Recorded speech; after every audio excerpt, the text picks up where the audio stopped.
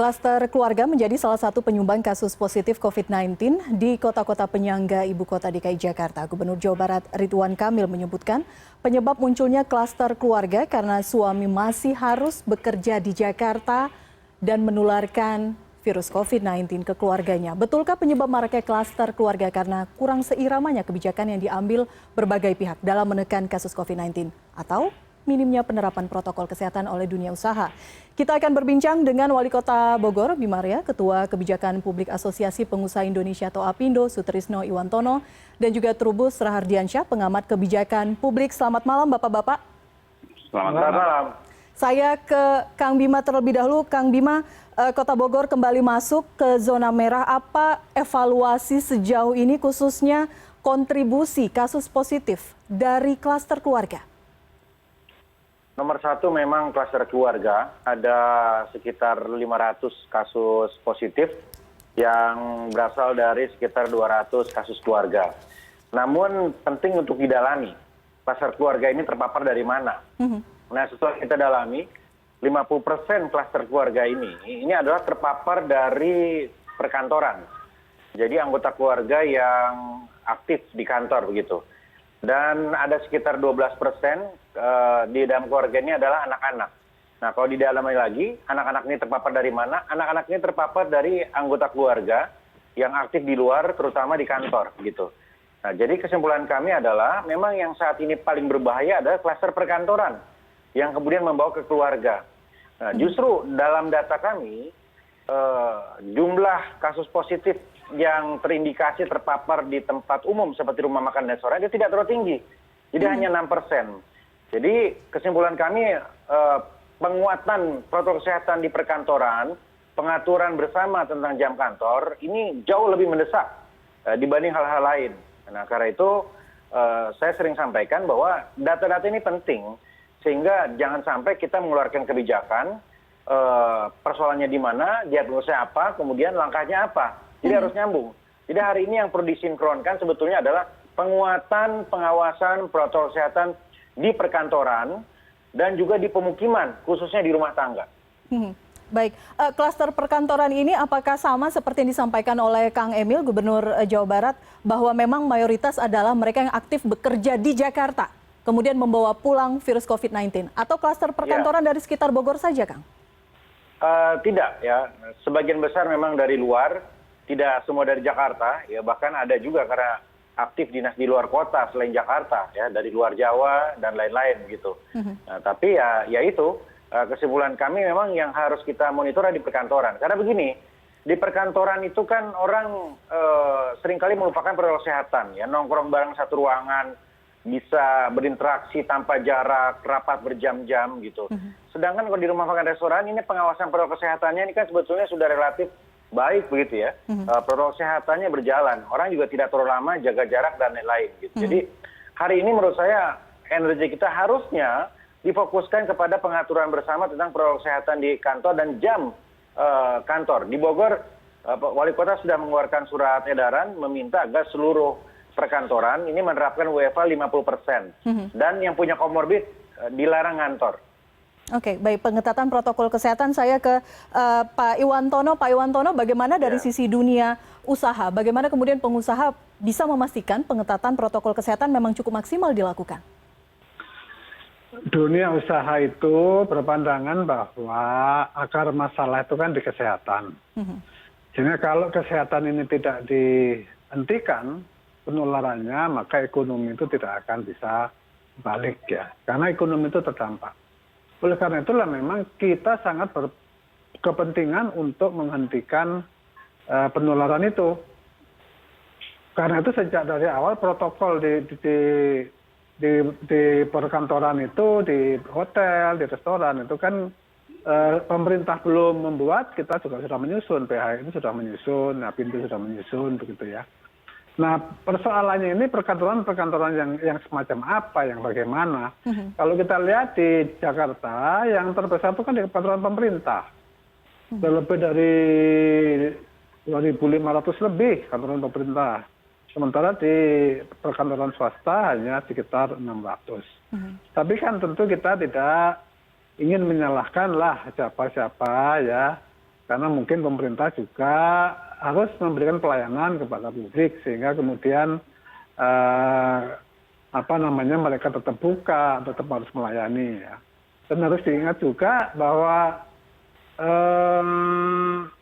di kantor sudah ditertibkan mengenai protokol ya, karena itu menjadi satu momok tersendiri kalau kemudian di satu kantor terkena itu bisa ditutup gitu. Karena itu kantor selalu berhati-hati, selalu. Baik. Jadi Anda bisa menjamin para pengusaha tertib untuk penerapan protokol kesehatan ini, khususnya kantor swasta? Tidak ada pilihan lain kecuali tertib. Tetapi kan orang kena itu kan tidak mesti di kantor. Dalam perjalanan dari rumah ke kantor yang masih naik KRL, naik kendaraan umum, itu di situ susah dikontrol gitu loh. Karena itu kalau kita melihat semestinya ya jangan satu lokasi saja, jangan Jakarta saja misalnya yang ketat, tapi yang lain tidak. Misalnya kan ini kan tidak bisa satu tempat yang menyelesaikan. Ini persoalan nasional harus komprehensif antara Bogor, Jakarta, Bekasi, Tangerang. Itu mesti satu kesatuan yang kemudian menegakkan protokol ya. Karena menurut kami 3T dan 3M itu mutlak hukumnya kalau kita ingin menghentikan persoalan ini begitu. Baik, saya ke Mas Trubus. Menarik tadi yang disampaikan oleh Wali Kota Bogor dan juga Mas Iwantono. Satu sisi mengatakan ayo diketatkan dulu di perkantoran, satu sisi ayo dari sisi kesehatan. Catatan Anda seperti apa sebenarnya? Memang ada regulasi yang tumpang tindih atau memang ada abai terhadap protokol kesehatan? Iya, menurut saya memang itu ada dua hal ya. Pertama memang ada faktor abai terhadap protokol kesehatan, baik yang terjadi di perkantoran maupun di luar lah, termasuk di transportasi, moda transportasi, sampai ke klaster keluarga, menjadi klaster keluarga. Yang kedua memang ada juga aturan-aturan yang tumpang tindih, di mana kemudian antara wilayah DKI Jakarta dan wilayah penyangga Bodetabek ini memang belum ada beberapa peraturan yang memang saling tidak nyambung. Misalnya karena dulu kita mengacu pada DKI Jakarta mengacu pada Pergub 33 waktu PSBB pertama, itu kan semuanya didukung oleh wilayah penyangga dengan pelaksanaannya secara ketat. Nah sekarang dengan Pergub 88 itu tentu berbeda, karena berbeda di sini ada 11 sektor tapi masih ada sektor lain, yaitu sektor perkantoran dan sektor usaha lain yang masih boleh dibuka. Nah ini menyebabkan kemudian terjadi kenaikan yang terus-menerus yang sulit terkendali. Karena apa? Karena pada akhirnya itu klaster keluarga ini menjadi sangat memprihatinkan dan sangat membahayakan. Dan ini sekarang harusnya menjadi fokus ini, karena memang sulitnya di keluarga ini kan ketika orang tuanya bapak atau ibunya bekerja, otomatis menularkan pada anaknya. Nah di rumah ini yang menjadi persoalan kan dua, yaitu ada di faktor di lansia misalnya, atau keluarga yang lansia, dan yang kedua ada faktor di masih anak-anak. Nah ini yang menjadi sangat rumit. Kemudian bagaimana kebijakan yang harus diterapkan, tentu dulu DKI Jakarta menerapkan isolasi di rumah mandiri, tetapi kemudian juga dihapuskan tapi diterapkan lagi. Ini menjadi rumit juga. Kemudian di wilayah Bekasi misalnya juga saya lihat itu di rumah pada awalnya, kemudian diterapkan di satu tempat. Tetapi karena jumlahnya makin banyak, tentu juga pengawasannya makin rumit juga, meskipun dikembalikan ke rumah juga repotnya, karena rumah ini kan ada dua hal. Satu, pada faktor perilaku sendiri, karena banyak orang itu perilakunya itu nggak mau patuh pada protokol kesehatan, bahkan ada yang abai, ada yang lalai juga ya. Yang kedua ya memang ada faktor infrastruktur lah, misalnya kelengkapan di rumahnya, mungkin ventilasinya, rumahnya yang sempit-sempit, nah ini kan jadi sulit juga. Jadi menurut saya memang ada beberapa terkait dengan satu dari protokol kesehatan, yang kedua memang persoalan di aturan sendiri yang antara wilayah DKI Jakarta yang harusnya satu kesatuan, itu memang seringkali tumpang tindih dan tidak harmonis itu. Dan karena itu ketika kebijakan muncul, yang satu misalnya DKI Jakarta pengetatan, kemudian wilayah penyangganya ini tidak melakukan pengetatan, ya otomatis orang Jakarta berbondong-bondong istilahnya, nongki-nongki atau makan-makan ataupun ngumpul-ngumpul penyangganya di wilayah penyangga. Ini kan menjadi persoalan, kemudian disitulah terjadi penularan. Karena penularannya kan ini kan timbal balik ya, artinya tidak hanya orang Jakarta yang menularkan, tapi juga orang dari penyangga juga datang juga ke Jakarta. Nah ini kan persoalannya karena alasan bekerja, alasan mencari nafkah, dan berbagai kegiatan usaha lainnya. Jadi menurut saya memang ini hal yang agak rumit, di mana kemudian peningkatan dari penularan itu terus dari hari ke hari semakin meningkat begitu Mbak ceritanya. Baik, kita tanya ke Kang Bima. Kang, benar tidak bahwa memang ada regulasi yang tumpang tindih, diajak ngobrol, diajak diskusi sebelum membuat suatu regulasi, Kang? Bagaimana komunikasi dengan Pemprov DKI Jakarta? Saya kira semuanya harus berbasiskan data. Apa yang kita sampaikan harus ada datanya. Jadi saya selama ini selalu meminta referensi dari semua, dari epidemiologi, dari teman-teman Dinkes, ya, dari unit lacak, unit pantau, tim surveillance begitu. Jadi kalau menyatakan bahwa Jakarta ketat, kemudian Bogor tidak ketat, kemudian persoalannya di mana? Itu pertanyaan saya. Apakah sudah ada data bahwa orang Jakarta yang kemudian ke Bogor, nongki-nongki katanya tadi, kemudian membawa virus lagi ke Jakarta? Apakah pemerintah Provinsi Jakarta punya data bahwa yang terpapar positif itu kebanyakan dari Bogor? Ya kalau ada, kita evaluasi bersama-sama. Nah, makanya menurut saya ini semua harus berdasarkan data. Saat ini data di Kota Bogor menunjukkan bahwa kasus terbesar itu adalah di keluarga, tadi saya sampaikan, ada 500 kasus positif dari 200 keluarga. Dan keluarga itu setelah didalami lagi, itu terpapar di kantor, begitu. Di kantor. Nah, jadi kita harus hati-hati. Saya setuju bahwa semua kebijakan harus dikoordinasikan, semua kebijakan juga harus dibicarakan, dan itu terjadi. Ya, saya sangat melihat bagaimana Pak Gubernur Jakarta dan Pak Gubernur Jawa Barat itu terus berkoordinasi dengan kami di Bodebek begitu. Tetapi apakah kemudian yang dilakukan Jakarta harus sama kebijakannya dengan yang harus kita lakukan di Bogor? Saya kira belum tentu.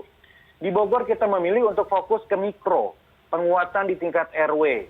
Kemudian kita lihat berdasarkan data bahwa keterpaparan di sektor ekonomi ini tidak tinggi.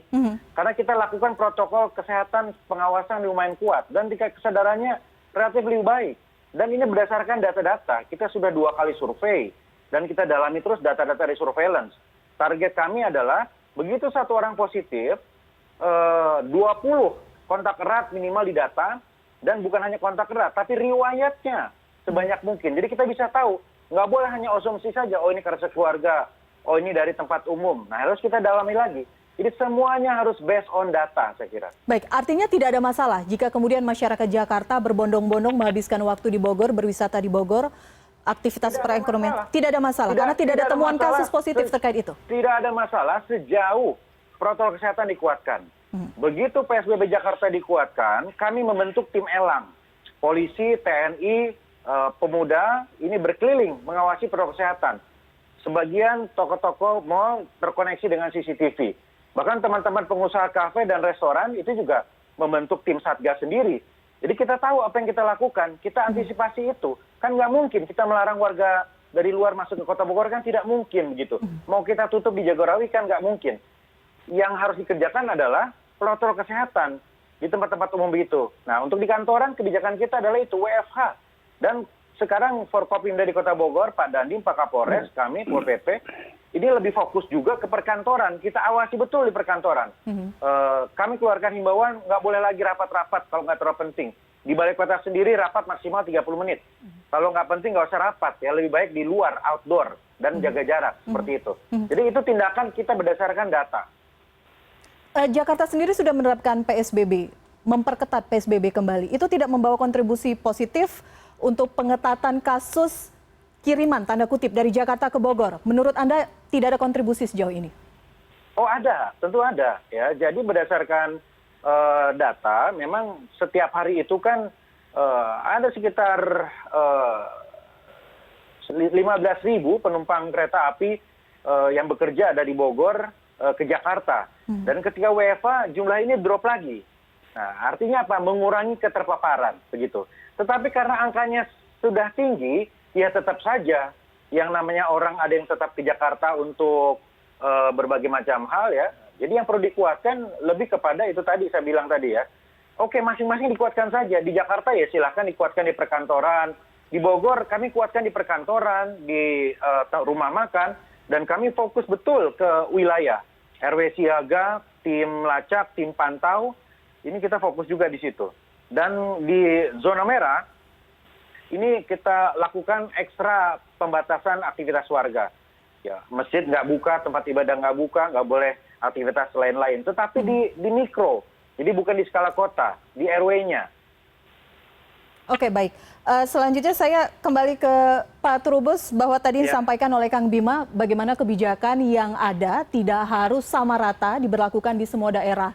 Ada tren tersendiri, ada ciri khas tersendiri sehingga kebijakan yang diambil efektif untuk menekan kasus COVID-19. Apakah memang seperti ini atau memang ada formula lainnya? Usai jeda kita akan bahas. Tetap bersama kami di Prime News.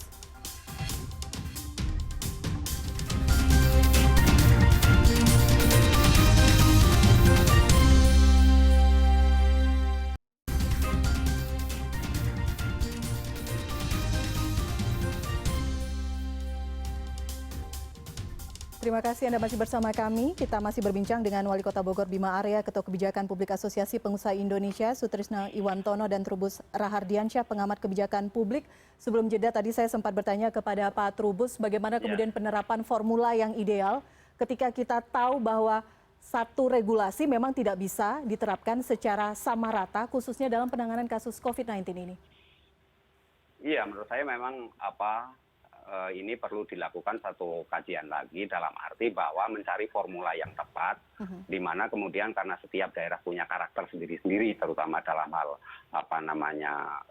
budaya lah, biasanya budaya kaitannya dengan kepemimpinan juga, maka menurut saya ini memang harus duduk bersama untuk mencari formula yang tepat agar asumsi-asumsi yang digunakan baik oleh Pemprov DKI maupun dari Bogor sendiri itu bisa dicari titik temunya. Karena apa? Karena selama ini kan begitu DKI Jakarta menerapkan Pergub 88 yang terbaru ini, kemudian kan masyarakat kesulitan untuk istilahnya ya tadi nongki-nongki tadi, kemudian akhirnya mereka yang mencarinya keluar dalam hal ini tentu wilayah penyangga termasuk Bogor. Nah, karena mohon maaf saya potong, asumsi apa yang Anda maksud? Kita sudah terpapar virus sejak Maret 2020, sekarang sudah bulan Oktober, apalagi asumsi yang belum sama frekuensinya antar kepala daerah? Iya, menurut saya asumsi di dalam mencari percepatan memutus mata rantai penyebaran COVID itu sendiri, karena ini kan persoalannya pada kontak kan gitu, kontak antara warga Jakarta dengan wilayah penyangga kan gitu. Jadi penularan itu sendiri kan selalu pada tataran kontak langsung, dan inilah kemudian dengan tadi disampaikan oleh Pak Wali Kota juga kan dengan menggunakan sistem WFH kan terjadi penurunan. Berarti kan kalau memang terjadi penurunan kan harusnya ini yang diperbanyak. Nah, persoalannya kemudian ketika di Jakarta ini Pergub 88 ini ada membukalah ruang-ruang misalnya perkantoran juga boleh buka gitu kan. Berarti kan otomatis orang-orang dari pegawainya ini sendiri kebanyakan dari wilayah penyangga, itu kan otomatis berarti ada penularan di situ kan gitu. Nah, karena ada penularan tentu kemudian ini supaya tidak menimbulkan kegaduhan, tentu dalam hal ini perlu dilakukan satu penyamaan. Meskipun berulang kali sebenarnya kan mengenai protokol kesehatan ini kan hampir sejak kita memasuki masa istilahnya masa PSBB pertama, yaitu penegakan protokol kesehatan, kemudian untuk DKI Jakarta dan sekarang pada PSBB yang kedua, dan sudah dampaknya sudah kemana-mana. Yang dilihat itu sebenarnya masyarakat kan dalam posisi bingung harus bagaimana kan gitu, karena di setiap daerah membolehkan, ya otomatis orang akan berpindah kan. Kalau misalnya di Jakarta ini ketat sekali, mau makan aja dua susah, ya otomatis mereka mencari wilayah yang boleh kan gitu, yang boleh. Sementara di wilayah penyangga, nah ini kan menjadi yang paling otomatis rasional lah, ya artinya pilihan masyarakat pada rasional lah. Sekarang kebijakannya bagaimana? Ya kebijakannya harus berkolaborasi gitu, kolaborasi antara DKI Jakarta dengan wilayah penyangga dalam ini Bogor dan Bekasi dan Depok juga. Nah ini agar terdapat satu kesamaan. Kan selama ini selalu memuncul bahwa asumsi-asumsi itu, perbedaan-perbedaan itu yang menyebabkan dan itu datanya seperti itu yang dipakai gitu. Nah, pada akhirnya penularannya itu terus meningkat terus gitu. Nah, ini kan persoalannya kan kita berdebat pada tataran bagaimana supaya penularan ini menurun gitu. Karena melandai lah paling tidak. Nah, yang terjadi itu kan selalu meningkat terus. Nah, itu yang menjadi masalah itu Mbak menurut saya. Baik. Baik, tadi Anda mengatakan masyarakat bingung, bagaimana dari sisi dunia usaha? Cukup bingung para pengusaha sejauh ini karena ada perbedaan regulasi di Jakarta, di Bekasi, di Bogor, di Depok? Ya tentu kan kalau pengusaha bingung, apalagi masyarakat juga tentu akan ikut bingung ya. Saya kira saya sependapat dengan Kang Arya ya bahwa ini persoalan data. Dan data juga mengatakan seperti itu bahwa misalnya di Jakarta itu kan yang paling banyak di klaster pemerintahan kalau itu kantor ya kantor pemerintahan. Di kantor swasta saya kira sedikit ya nggak sampai seperempatnya gitu. Dan kita sih tidak ingin apa namanya berdebat lah di situ bahwa swasta lebih baik atau pemerintah kurang, saya kira nggak begitu. Karena semuanya itu memang terintegrasi. Orang dari kerja di kantor pemerintah itu juga dari luar ya. Dan kebanyakan juga mereka tinggal di luar Jakarta sebenarnya kan. Ya dari Bogor, dari Bekasi, dari Tangerang itu yang pergi ke Jakarta. Nah sekarang yang jelas kan faktanya begini. Faktanya jumlah yang terinfeksi ini dari hari ke hari semakin bertambah. Tidak menurun, itu fakta, itu angka, bukan angka saya, itu angkanya pemerintah yang mengatakan seperti itu. Ini berarti kan ada sesuatu yang tidak beres gitu di dalam penanganan. Ya. Kalau kita melihat itu ya mestinya kita marilah secara bersama-sama, tidak perlu saling menyalahkan, mari sama-sama kita atasi masalah itu. Kalau dunia usaha itu sangat sadar bahwa sepanjang penularan ini tidak bisa dihentikan, ya, sepanjang itu pula ekonomi tidak akan bangkit. Bahkan saya selalu mengatakan, kalau kaleng itu bocor, dikasih air berapapun, BLT itu ya nanti habis saja. Kalau kalengnya itu nggak ditambal itu, kalengnya itu apa? Kalengnya itu ya penularan itu. Oleh karena itu yang harus didahulukan. Karena itu pendekatan keluarga misalnya, pendekatan keluarga itu bagaimana caranya? Karena kalau satu orang kena, satu keluarga kena. Padahal yang kena itu seperti kata Kang Arya Bima tadi, maaf Bima Arya, Pak ya, wali kota ya, itu kan dari luar gitu loh. Dari keluarga sendiri kan pasti dari luar datanya masuk ke keluarga. Nah ini yang harus dijaga, makanya betul bahwa antara Bogor, Bekasi, Jakarta itu harus menyamakan irama ya, walaupun itu berbeda sedikit pendekatan. Yang harus menyamakan irama siapa dalam tanda kutip? Apakah harus dari daerah penyangga ikut irama DKI Jakarta? Karena pada awal PSBB kembali diketatkan, para pelaku usaha cukup menjerit saat itu, Pak. Kalau DKI pendekatannya pengetatan PSBB, semua nggak boleh tutup segala macam gitu kan. Tapi kalau di Bogor pendekatannya mikro ya, rumah tangga dan sebagainya. Ini ya boleh-boleh saja, tapi itu harus di dalam sesuatu yang sinkron, yang kemudian betul-betul dampaknya itu penurunan ya. Saya sendiri ada tinggal di Bogor juga, di Bekasi ada saya rumah gitu ya, di Jakarta juga ada gitu. Tapi saya belum melihat ada apa namanya penyuluhan yang dilakukan RT, RW itu kok ya belum. Bahkan penyemprotan juga nggak ada gitu. Jadi sebagian besar masyarakat ini masih tahunya dari TV, dari sosmed begitu. Nah sehingga kalau memang betul itu pendekatan mikro, ya mestinya adalah penyemprotan, adalah apa di tingkat yang paling kecil itu. Yang penting whatever caranya, mari kita buktikan itu menurun. Itulah angka kita itu setiap saat terus menaik terus ini sampai kapan begitu. Ini yang saya kira menjadi PR kita bersama ya. Kalau dunia usaha itu pada dasarnya kan tidak punya kewenangan ya. Jadi apa yang ditetapkan oleh pemerintah tentu kita akan ikut ya, tidak bisa enggak, mesti ikut. Sebab apa? Kalau kemudian kita ada kasus satu aja itu bisa berbahaya bagi keseluruhan kantor bisa ditutup. Itu yang membuat kita juga sangat-sangat susah ya. Orang kemudian tidak bisa keluar rumah, tidak bisa bekerja, terus dia rumah saja. Itu harus dipikirkan, kalau orang di rumah saja kan harus dikasih makan gitu. Kalau enggak ya dia keluar juga tetap mencari penghasilan gitu. Itu yang juga harus dipikirkan bersama ya. Baik, tapi dari Apindo sosialisasinya kepada kalangan pengusaha seperti apa? Sosialisasi sebelum ada protokol kita sudah buat duluan, itu hotel juga sudah buat gitu. Tapi kan kita juga nyesek juga, ada beberapa hotel yang didaftar katanya mau dijadikan tempat untuk perawatan OTG. Belum ada pembicaraan apa-apa sudah diumumkan di media massa. Yang akhirnya semua tamu pada takut gitu ya, dan orang-orang di sekitar masyarakat itu pada takut semua gitu.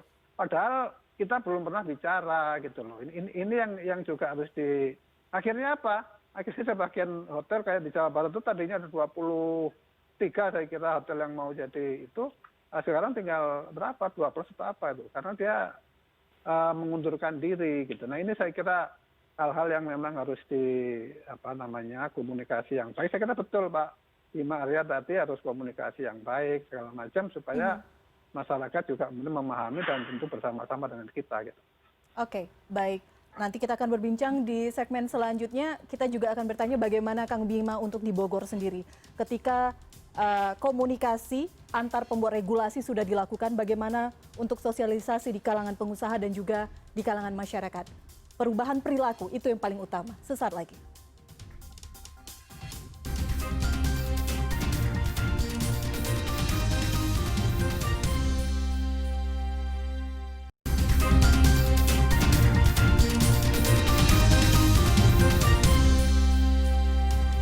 Baik, kita lanjutkan Prime News malam hari ini. Saya ke Kang Bima kembali. Kang, tadi pertanyaan terakhir, bagaimana kemudian membuka komunikasi secara lebih intensif lagi, tidak hanya antar kepala daerah yang memiliki wewenang untuk membuat suatu regulasi, tapi juga dengan dunia usaha, dengan masyarakat. Pada saat titik di mana saat ini memang semuanya harus bekerja sama untuk mencegah dan menangani COVID-19. Gini, kalau soal koordinasi, kita jalan oke kok. Seminggu sekali itu kita pasti rapat ya. Jadi dengan Pak Luhut, dengan Mas Anies, Kang Emil, dan Kepala Daerah Bodebek begitu. Nggak ada masalah sama sekali, nggak ada masalah. Cuman yang menjadi catatan saya adalah ketika kemarin terakhir rapat, Bodebek diminta menyesuaikan jam buka operasional. Jakarta tidak boleh dine-in, Bodebek harusnya nggak boleh dine-in juga. Nah ini pertanyaan saya, kenapa? Datanya dari mana? Apakah Jakarta punya data bahwa orang yang nongki-nongki di Bogor, orang Jakarta nongki di Bogor, kemudian semua bawa virus? Kalau itu ada datanya, oke lah, ya kita evaluasi. Ya, tapi kita lihat semua harus based on data, sekali lagi, itu catatan saya ya. Nah, karena berdasarkan data kita, yang seperti saya sampaikan tadi, kasus positif di Bogor itu sebagian besar adalah keluarga yang terpapar di kantor. 6% di tempat umum, rumah makan, dan restoran. Itu poin pertama. Poin kedua adalah kita melakukan 2 kali riset. 2 kali riset terkait dengan dampak ekonomi COVID dan juga pemahaman persepsi COVID di mata warga. Ada 16% warga percaya teori konspirasi. 29% warga nggak percaya konspirasi. 50% warga antara percaya dan tidak. Itu artinya apa? Edukasi ini penting. Dan sebagian besar warga yakin, pede bahwa kalau terkena COVID pasti sembuh. Artinya apa? Edukasi harus kita perbaiki. Makanya kemudian kita membentuk Temerpati. Kita tanya juga dalam survei, warga itu lebih percaya kepada siapa? Nomor 1 warga percaya pada dokter. Nomor 2 pada tokoh agama. Nomor 3 baru pejabat. Nomor 4 baru artis. Kita membentuk Temerpati. Isinya adalah dokter-dokter, teman-teman di ID, ya, dan juga tokoh-tokoh agama yang masuk ke segmen-segmen yang heterogen untuk memberikan pemahaman tentang apa itu COVID. Ya. Karena apa? Nggak mungkin kita melakukan pelarangan restriksi di dalam psikologis masyarakat yang nggak paham tentang COVID, yang terpapar secara ekonomi. Survei kita yang lain lagi menunjukkan bahwa hampir 80% warga terpapar secara ekonomi. 42% warga itu putus kerja. Artinya apa? Kalau kita tutup lagi semua, ekonomi terpuruk. Sedangkan belum tentu sumbernya dari situ. Kan begitu. Apalagi setelah kita dalami, sumbernya adalah perkantoran. Sumbernya adalah luar kota. Nah ini lagi-lagi saya katakan, ini semua harus kajiannya berdasarkan data. Nah saya apresiasi ya bahwa Pak Luhut, Pak Anies, Kang Emil ini selalu koordinasi. Cuman seringkali rujukan datanya agak berbeda. Nah saya tadinya tidak setuju, kenapa Bogor harus tutup jam 6? Karena justru ketika kita lihat sektor ekonomi ini hanya menyumbang 6%, nah kita ingin ekonomi ini rebound, recovered ya. Warga mulai terbiasa dengan protokol kesehatan. Itu yang kita lihat di Bogor. Ya lama-lama sudah terbiasa nih, middle up sudah terbiasa dengan protokol kesehatan. tinggal di pasar-pasar, tinggal di pemukiman yang harus kita perkuat gitu. Baik, ketika ada rujukan data yang berbeda, apakah ini sudah dikomunikasikan secara tuntas atau saat ini masih ada hambatan di sana? Ya akhirnya ada kesepakatan bahwa ya oke lah kita coba dulu. Oke, akhirnya Bogor nurut. Oke, kita tutup jam 6. Ya, tetapi di zona merah itu ada restriksi yang lebih kuat lah ya. Jadi RW merah, kelurahan merah, unit ekonominya di sana ya kita akan awasi secara lebih ketat. Kira-kira begitu kesepakatannya. Oke, Tetapi kalau kembali lagi ke PSBB total tutup semua, terus terang saya keberatan. Baik, saya ingin konfirmasi lagi. Jadi hanya di zona-zona tertentu di Kota Bogor saja yang kemudian tutup pukul 18 waktu Indonesia Barat atau seperti apa regulasinya, Kang? Jadi gini, kebijakannya adalah berdasarkan edaran gubernur di zona merah, artinya RW merah, kelurahan merah, nah di situ tidak boleh dine in. Ya. Tapi kan begini, persoalannya adalah ya, ada satu kelurahan misalnya, kelurahan itu kelurahan Tegalega. Di depannya ada jalan besar, ya, ada satu restoran besar sekali di situ. Tamunya itu semuanya ya orang luar gitu, bukan dari pemukiman itu. Ketika kelurahan itu dinyatakan merah, apakah restoran itu otomatis merah? Kan belum tentu. Nah, jadi ini lagi-lagi harus ada local wisdom. Nah, ini lurah lah yang berkoordinasi, lurahnya kemudian merekomendasi, Pak, restoran ini harus ditutup karena dekat dengan pemukiman. Oke, tetapi bagi restoran-restoran yang kemungkinan kecil ada kedekatan dengan zona merah yang berisiko tinggi, ya itu tidak usah ditutup gitu. Jadi saya kira harus lebih jeli melihat case by case-nya. Karena kita berusaha menyimbangkan antara ekonomi dan kesehatan. Baik, sepakat dengan itu. Di satu sisi ada kepentingan ekonomi yang harus dijaga. Dengan Anda mengatakan tadi local wisdom, apakah tidak menimbulkan kebingungan di masyarakat? Apakah mereka cukup mengerti jika restoran A di wilayah ini bisa dibuka dan restoran ini di wilayah ini ternyata tidak bisa dibuka? Yang penting adalah komunikasi dan sosialisasinya. Saya sepakat ya.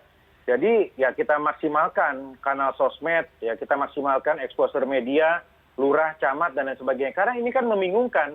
Hari ini kelurahan ini zona merah. Tetapi ketika kasus positifnya selesai, dinyatakan sembuh, kan berubah lagi. Nah inilah yang tidak mudah. Ya. Lagi-lagi ini tidak mudah. Jadi tidak ada yang gampang hari ini. Saya harus katakan tidak ada yang gampang, tidak ada yang mudah hari ini. Ini suasananya perang. Jadi kita harus siap menyesuaikan itu, dan saya minta media juga harusnya mendukung gitu. Jangan yang nggak ada masalah dibuat kayak ada masalah. Ya teman-teman media harus membantu menjernihkan persoalan secara objektif. Tidak ada masalah koordinasi dengan Jakarta dan Jawa Barat saya kira. Yang penting itu bagaimana kita melihat masing-masing berdasarkan data yang akurat. Baik, itu yang kita coba lakukan malam hari ini, mengundang Kang Bima bersama dengan stakeholder lainnya. Saya ke Mas Rubus. Tadi sudah disampaikan oleh Kang Bima, bagaimana kemudian penerapan regulasi yang dilakukan, formula yang sudah dilakukan di Kota Bogor, mungkin saja berbeda dengan Bekasi, dengan Depok, ataupun Jakarta yang saat ini kembali memperketat PSBB.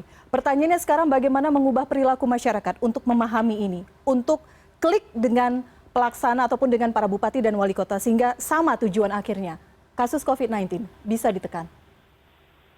Iya, menurut saya itu masyarakat yang penting kan edukasinya. Sepanjang edukasinya itu betul-betul optimal, saya rasa bisa dalam arti bahwa secara bertahap kan masyarakat ini kan sebenarnya ya kalau kita lihat rata-rata lah hampir 60-70 sudah mulai menyadari menggunakan istilahnya protokol kesehatan lah, itu pakai masker, jaga jarak dan sebagainya.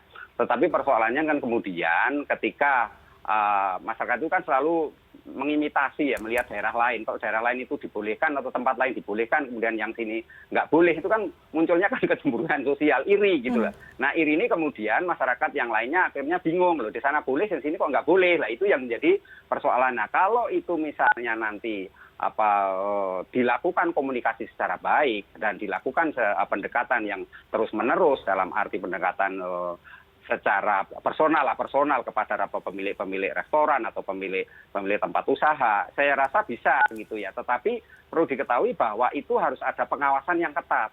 Pengawasannya ini yang jadi masalah. Karena apa? Karena kalau wilayah itu berubah, misalnya tadi disebutkan oleh Pak Wali Kota bahwa ada daerah yang kategorinya misalnya merah kemudian berubah lagi menjadi daerah kuning, atau yang kuning oranye berubah lagi jadi merah. Nah ini menjadi sulit kan, apalagi kemudian kita mematok pada persoalan lokus itu tempat lah. Kalau persoalan tempat ini misalnya RT-nya di situ dinyatakan merah sementara rumah makannya tadi dikatakan berbeda, ya ini kan tentu juga akan menimbulkan publik juga bingung gitu. Nanti ada persoalan di mana kemudian kebijakan ini kan harus seragam kan, karena kalau nggak seragam mesti otomatis masyarakat akan menuntut, akan merasa dimarginalkan atau merasa dirugikan. Nah ini yang perlu dipahami di situ. Jadi menurut saya Mbak, yang paling penting adalah bagaimana masyarakat itu disadarkan dengan cara-cara ya tentu dengan kebijakan-kebijakan baik dalam hal sifatnya top down maupun bottom up. Karena yang penting di sini sebenarnya partisipasi masyarakat yang perlu ya. Karena selama ini kebijakan-kebijakan yang ada itu sifatnya top down dan masyarakat dipaksa untuk mengikuti.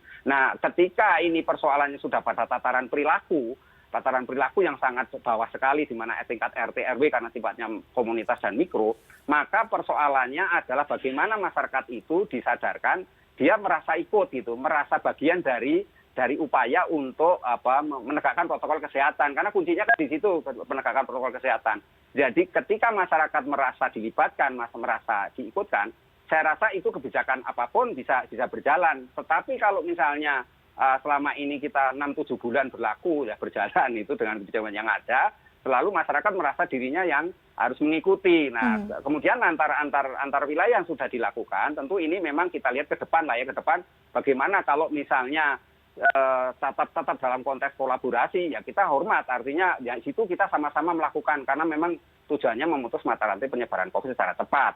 Tapi persoalannya kalau kemudian di situ bukan kolaborasi tapi kompetisi, lah itu yang menjadi masalah karena nanti publik akan ada rasa perasaan bingung lagi, kegaduhan lagi di masyarakat.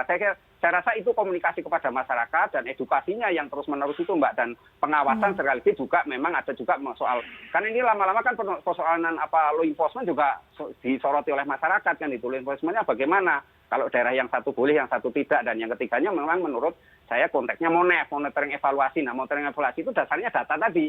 Nah, kalau datanya memang menunjukkan yang paling banyak di perkantoran bukan di tempat lain, lah ya harus itu yang difokuskan. Sekarang bagaimana kantor-kantor itu menerapkan, kan ada protokol kesehatan di perkantoran. Misalnya di situ harus dibentuklah gugus tugas internal perkantoran. Nah, ini gugus tugas ini kan fungsinya mengawasi tentang memastikanlah penegakan protokol kesehatan, dan ya harus berkoordinasi dengan Disnaker setempat. Karena Disnaker setempat ini kan persoalannya ya keterbatasan SDM-nya, human resources-nya, itu yang menyebabkan infrastrukturnya juga dan anggaran juga tentu kemudian akan kesulitan karena wilayah yang harus dijangkau juga sangat luas. Nah, tetapi perusahaan-perusahaan itu saya rasa dengan mengintensifkan gugus tugas internal kantor yang dibentuk itu dan selalu dilakukan pengawasan yang memadai, saya rasa bisa Mbak. Nah ini ya kalau memang itu kantor yang menjadi problem. Tapi kalau misalnya itu penularannya di transportasi, lah itu yang harusnya dengan pihak transportasi juga gitu ya. Jadi ini kan harus dilihat memang tingkat penularan itu sumber-sumbernya dari mana. Tetapi yang selama kita 7 bulan ini kan paling banyak di sektor-sektor ya perkantoran, ya pemukiman, ya transportasi yang selalu dipersoalkan di situ, dan memang datanya semuanya mengarah ke sana gitu Mbak. Baik, terima kasih catatannya malam hari ini Pak Trubus. Terima kasih juga Kang Bima dan juga Pak Iwantono. Mengutip apa yang disampaikan Kang Bima, saat ini keadaannya bukan keadaan biasa, kita harus berperang. Harapannya kita berperang bersama-sama melawan musuh yang sama, yaitu COVID-19. Terima kasih Bapak-Bapak waktu Anda malam hari ini di Prime News.